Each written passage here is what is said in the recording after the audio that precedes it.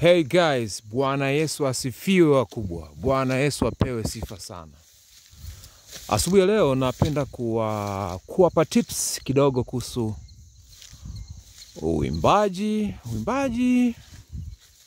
hasa wa gospel.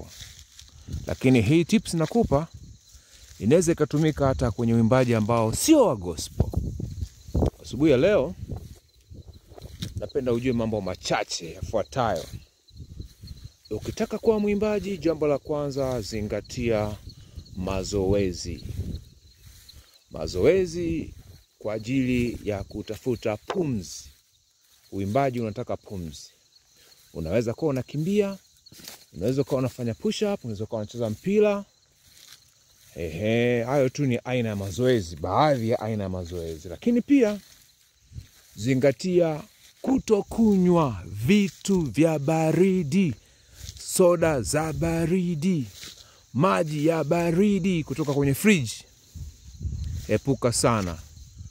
Zingatia pia ulaji mzuri, usipende kula vyakula vyenye mafuta sana. Hivyo navyo vinaathiri koo. Hivyo navyo vinaathiri koo. Lakini jambo la pili ni namna gani unaweza kuimba kwa kutamka herufi zetu hizi za A, E, I, O, U.